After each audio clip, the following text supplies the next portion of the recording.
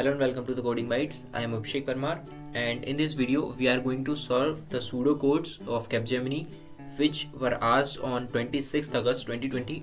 So before starting this video, if you have not subscribed this channel, please subscribe and press the bell icon so that you never miss any update. With this, let's get started. So this is our first question. The question is, what will be the output of the following pseudocode? So as you can see, this is a really small pseudocode. So you have to first of all read the pseudocode and then you have to make the memory diagram so that you can solve it in a better way. So in the first line we have integer a, so that's why I have created this memory block for a, and the value of a is 8 because in the third line there is a statement set a equals to 8. So because of this statement a will have a value 8, and also there is a variable p, so I have created a p block and there is a question mark inside this because we do not know the value of p. Now after this, the next statement is p is equals to a plus 5 by 7 into 4. So this statement will look like this: 8 plus 5 by 7 into 4, because the value of a is 8.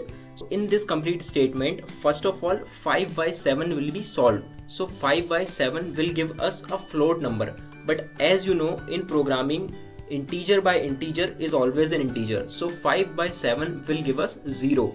That means this statement will become 8 plus 0 into 4, which will give us 8.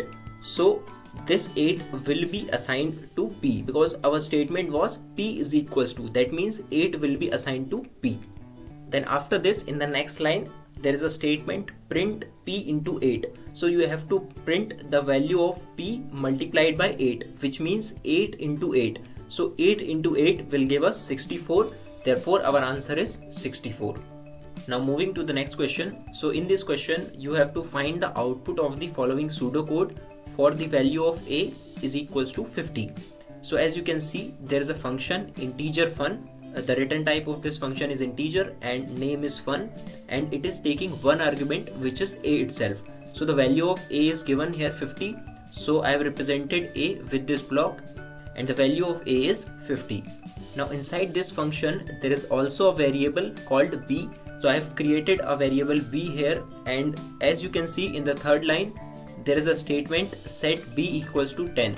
So because of this the value of b will become 10. Then after this there is a statement return a minus v. So in this statement, first of all a minus v will be executed, and when we put the value of a is equals to 50 and b equals to 10, it will become 50 minus 10, and 50 minus 10 will be 40. So 40 will be returned from this function. So the output of this pseudocode is 40. Now moving to the third question. So in this question we have three variables x, y and z. So I have represented x, y and z with the help of memory diagram. After that, in the next line we have set x equals to 0. So because of this the value of x will become 0, and after that y is equals to 1. So because of this y is initialized with value 1. Now after this there is a for loop. Now in this for loop we have a statement each z from 0 to z. That means the value of z will start from 0 and the loop will iterate till z less than equals to 2. So in the first iteration of this for loop, the value of z will be 0. And once we enter this loop, the next statement x equals to x plus y plus z will be executed. So if we substitute the value of x, y and z in this expression, we will get 1, which means the value of x will now become 1. With this, the value of z will also become 1 in the next iteration. So after this, again this line will be executed, and this time when we substitute the value of x, y and z, we will get 3. So now x will become 3, and with this the value of z will become 2. One more last time this loop will be executed and the statement x equals to x plus y plus z will be evaluated. Now this time when we put all the values of x, y and z in this expression, we will get 3 plus 1 plus 2, which is equals to 6. So this time x will become 6.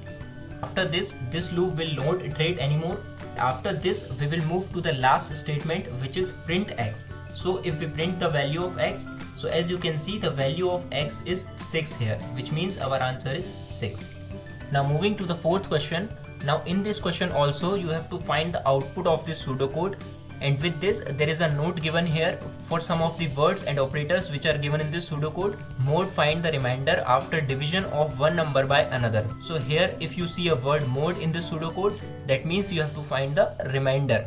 And with this, there is an operator which is the bitwise XOR operator. Here when you see this operator, you have to perform the bitwise operation.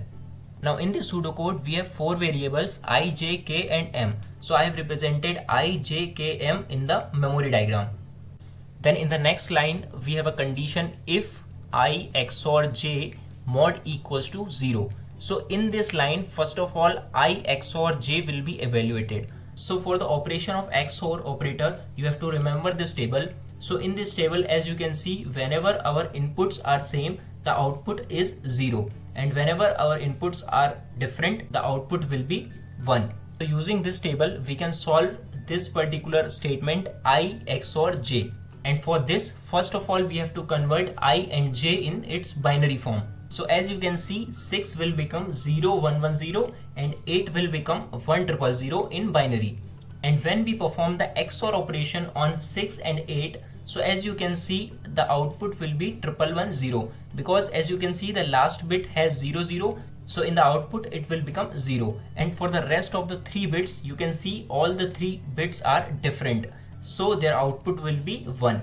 Now after converting this output in decimal form, we will get 14.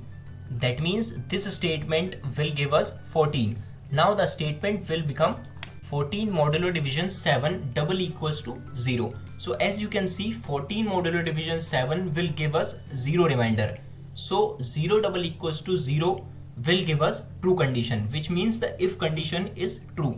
So because this if condition is true, the next statement m equals to m plus 1 will be executed, and because of this m will be incremented by 1 and now m will become 2. Now because the if condition was true, so else block will not be executed and we can directly jump to the statement print m. So at the end we have to print the value of m, and the value of m is 2. So our output will be 2. Now moving to the last question of this video. So in this question also you have to find the output of this pseudocode for input 1, 3, 4. So as you can see, there is a function named fun. In this function we have an integer argument num. So the value of num is given 1, 3, 4.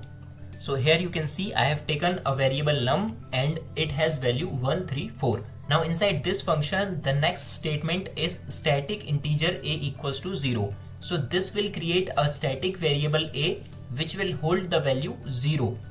Now one thing you need to remember about the static integer, that the value of this variable will be same throughout the program. So after this we have a condition if num greater than 0. So as you can see, num is 134. So the statement will become 134 greater than 0. So this will give us true. So because of this, these two lines will be executed, which are a equals to a plus 1, and then this function will be called recursively. So because of a equals to a plus 1, a will be incremented by 1 and now a will become 1. And also we will call this function with the new value, and the new value will be num divided by 10. So num divided by 10 will give us 13. So our next function call will be fun of 13.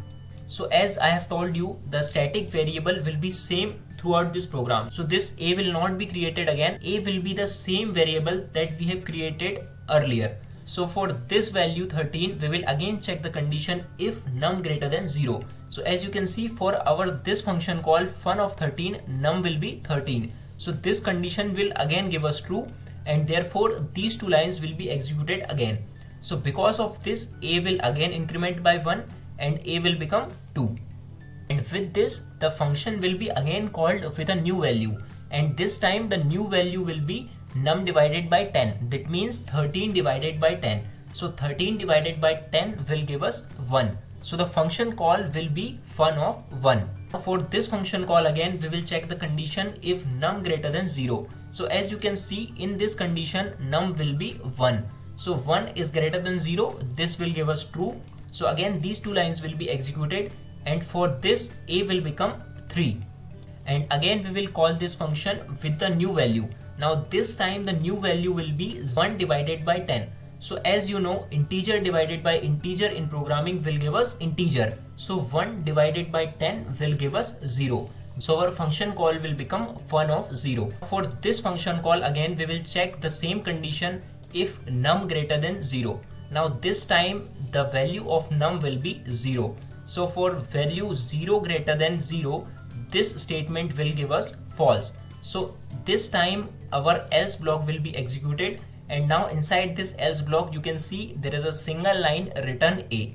So you have to return the value of a to the caller function, which means function of a. So value of a is 3, which means the value of a3 will be returned to the function 1, and then this function of 1 will return the value to function of 13, and then this function of 13 will finally return this value to function 134. So at the end we will get the value 3. So the output of this program is 3.